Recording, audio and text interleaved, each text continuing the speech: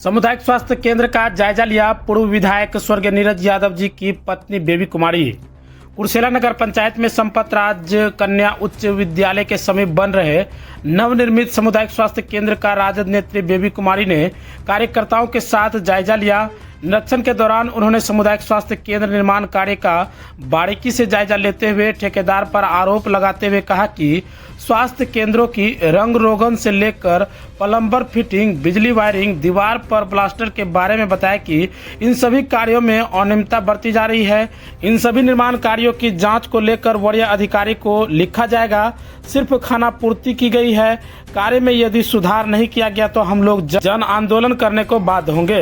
राजद नेत्री ने कहा कि बन रहे नवनिर्मित सामुदायिक स्वास्थ्य केंद्र में अनियमितता की शिकायत मिल रही थी। इस शिकायत को लेकर जायजा लिया गया। निरीक्षण के दौरान कई कार्य में अनियमितता पाई गई है। उन्होंने कहा कि विभाग के सामने इस बात को रखा जाएगा। इस अवसर पर राजद प्रखंड अध्यक्ष अरुण शाह, अजय यादव, कांग्रेस प्रखंड अध्यक्ष राजीव कुमार, भगवान मंडल, मनोज जायसवाल आदि लोग मौजूद थे। हॉस्पिटल जांच में आए थे, क्या पाए आप?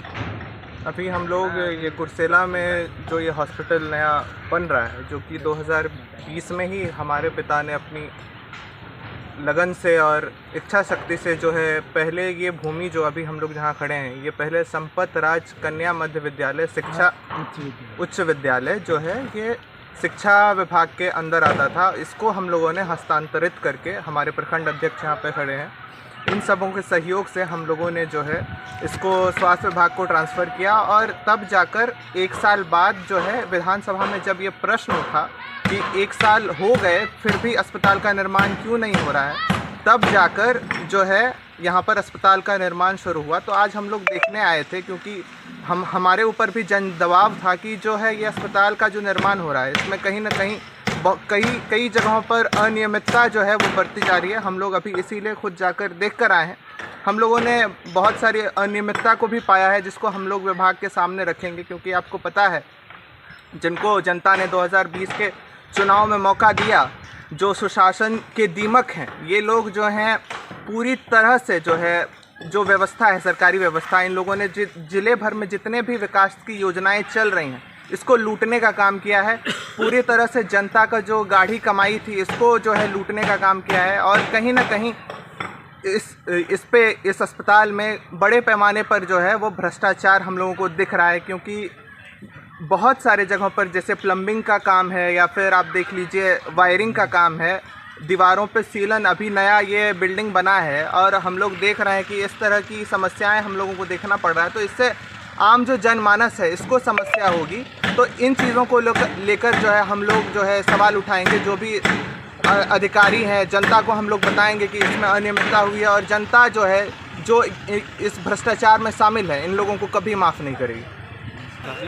परिचय दीजिए। मेरा नाम विराट कुमार है, और मेरे पिता बरारी के पूर्व विधायक, उन्हीं की अनुशंसा पर इस अस्पताल का निर्माण हो रहा है। बचपन में एक कविता पढ़ा था, हरिशंकर परसाई जी की कविता थी कि काजू भुने प्लेट में, विस्की ग्लास में, आया है रामराज विधायक निवास में।